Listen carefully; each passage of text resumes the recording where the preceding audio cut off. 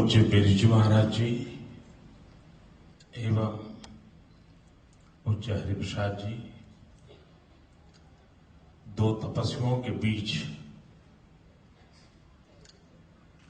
बैठने का सौभाग्य ये भी जीवन की एक बहुत बड़ी घटना है मेरे लिए।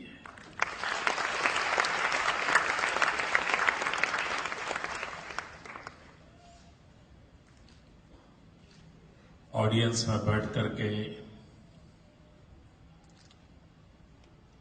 जिनको देखने का, सुनने का, अनुभव करने का अवसर मिले तो भी वो पल अगर यादगार हो जाती है तो बगल में बैठने का सौभाग्य तो कितना यादगार बन जाता है।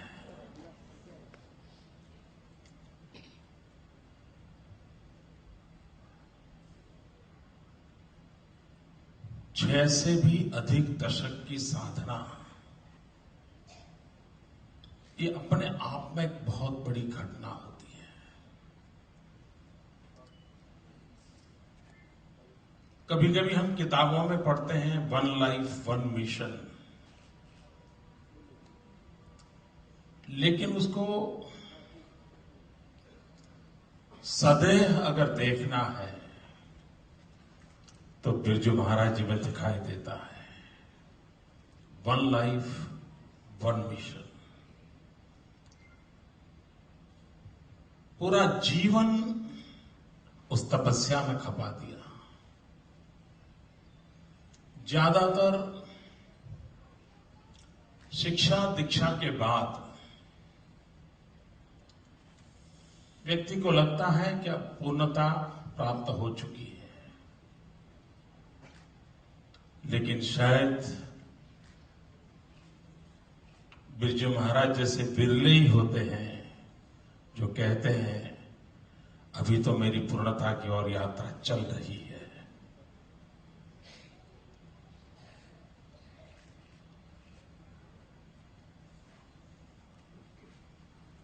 बारह सौ साल की गुलामी के कारण देश की हमारी जो ये विरासत है, इसके प्रति जो गौरव होना चाहिए था, जन मन के साथ उसका जुड़ाव होना चाहिए था, वो दुर्भाग्य से नहीं हुआ। ज्यादातर हमारी कला कई वर्षों तक गुलामी के कालखंड में राज परिवारों के दरबार गृह तक सीमित हो गई।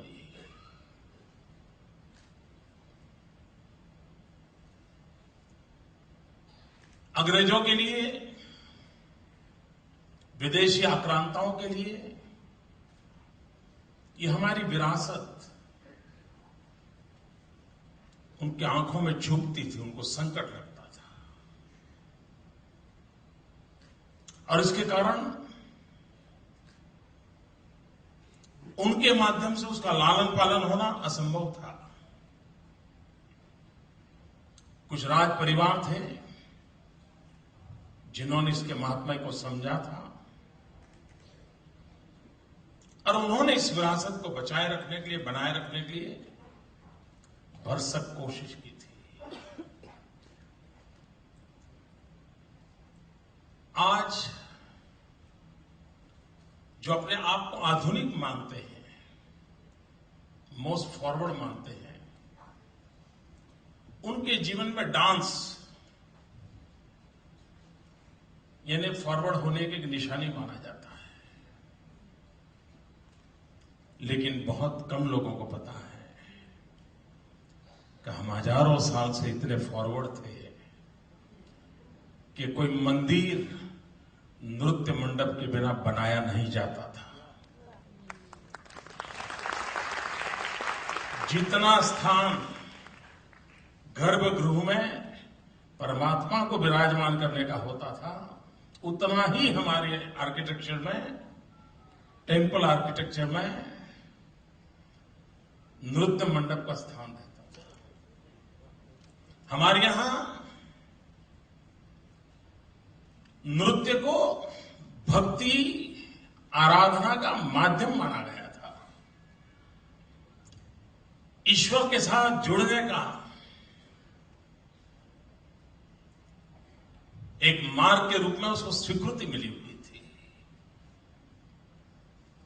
शायद दुनिया का कोई देश ऐसा नहीं होगा, कोई समाज ऐसा नहीं होगा जिसके पास नृत्य, नाट्य, संगीत, सुर और ताल की इतनी बड़ी विरासत हो। दुनिया के कई देश हैं जो सुबह भी पिज्जा खाते हैं, दोपहर को भी पिज्जा खाते हैं, रात को भी पिज्जा खाते हैं। ये हम लोग हैं जिनको प्रभात का संगीत क्या हो, दोपहर का संगीत क्या हो, शाम का संगीत क्या हो, पल पल का भाव अलग कैसे हो, उसका प्रगटीकरण हमारे पूर्वजों ने हमें दिया हुआ है।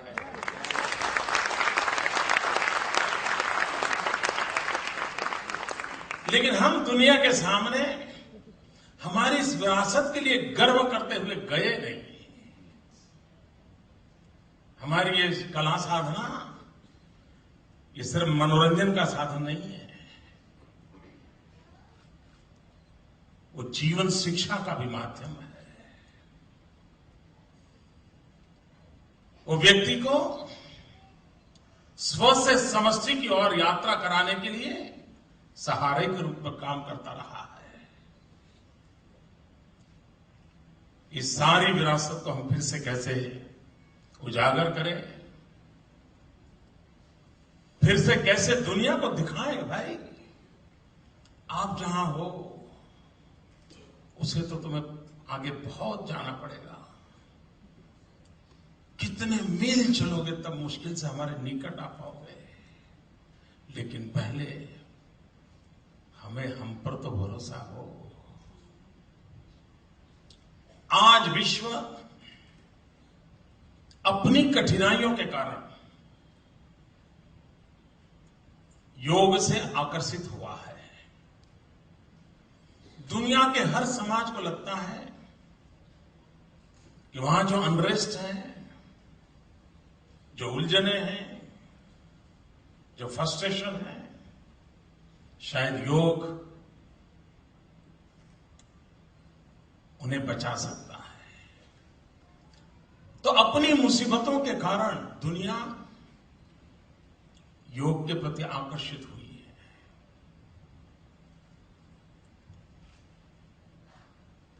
लेकिन उसमें भी कई मुसीबतें हैं। आज से 50 साल पहले हमने कभी किसी दुकान पर यह बोर्ड नहीं देखा था कि शुद्ध घी की दुकान। 50 साल पहले घी की दुकान लिखा है मतलब शुद्ध ही होता था। आज लिखना पड़ता है शुद्ध घी की दुकान। समाज जीवन में जब गिरावट आती है तो योग का भी ऐसा ही हुआ है। सही रूप में जिस रूप से पहुंचना चाहिए नहीं पहुंचा। लेकिन फिर भी दुनिया को लगता है कि नाक पकड़कर बैठने से कई समस्याओं का समाधान हो सकता है।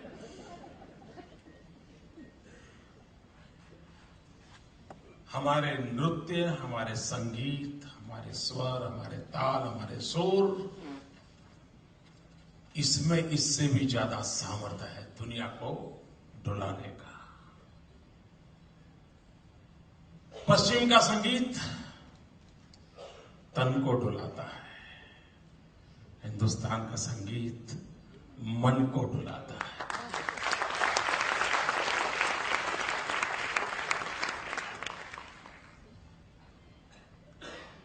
जब मैं नृत्य के संबंध में सोचता हूं तो मेरे मन में कल्पना आती है, मुझे क्षमा करें, आप तो पंडित जी हैं, मेरी कल्पना गलत भी हो सकती है। योग की जो कल्पना है जिसमें शरीर, मन और बुद्धि तीनों को जोड़ करके जीवन की यात्रा को सुगठित करने की दिशा तय होती है। नृत्य उससे एक कदम आगे है, जहां शरीर, मन, बुद्धि के साथ भाव की भी अभिव्यक्ति होती है।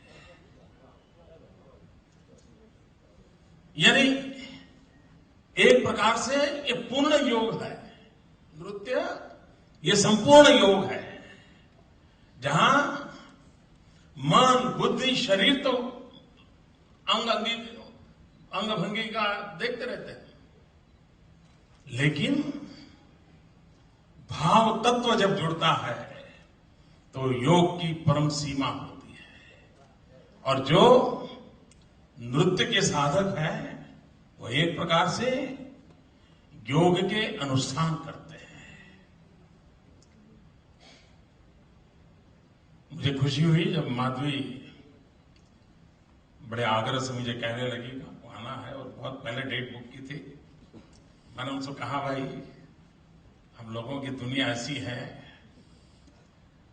मैं कोशिश करूंगा कहीं और चला ना जाऊं, लेकिन मुझे खुशी होगी मैं आऊंगा। लेकिन मुझे आज आनंद है कि मैं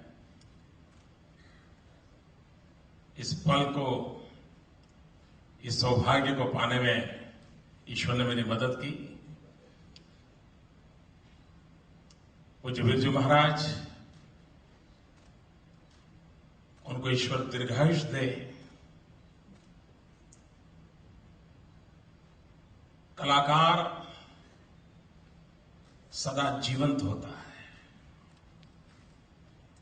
कभी कभी मैं कहता हूं, एक टाइपिस्ट हो या कंप्यूटर ऑपरेटर हो, और वो जब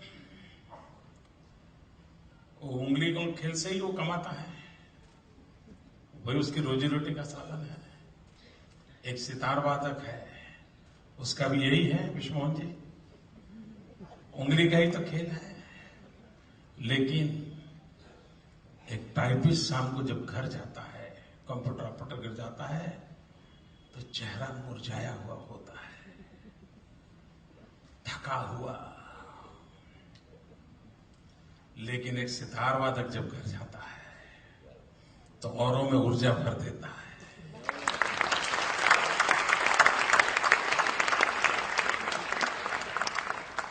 तो दोनों उंगली का खेल, लेकिन एक ने उंगली के माध्यम से पेट भरने का प्रयास किया है, दूसरे उंगली के माध्यम से मन भरने का प्रयास किया है। और ये फर्क होता है जो जीवन के 80 साल 90 साल के बाद भी पंडित रविशंकर जी को देखते थे, हमेशा चेहरे पर चेतना होती थी, एक प्रकाश, दिव्य प्रकाश दिखाई देता था। ये साधना का परिणाम होता है। और ऐसे साधक पूज्य बिरजू महाराज जी आज हमारे बीच हैं। मैं फिर एक बार हृदय से आदरपूर्वक उनका आदर सत्कार करता हूं, सम्मान करता हूं। उनकी इस लंबी तपस्या को मैं प्रणाम करता हूं और परमात्मा से प्रार्थना करता हूं कि ये विरासत विश्व भर में कैसे गूंजे, वो हम सबका मार्गदर्शन करते रहें और हम दुनिया में हमारी एक और पहचान बनाएं। इसी एक अपेक्षा के साथ मेरी बहुत बहुत शुभकामनाएं। सादर वंदन, प्रणाम।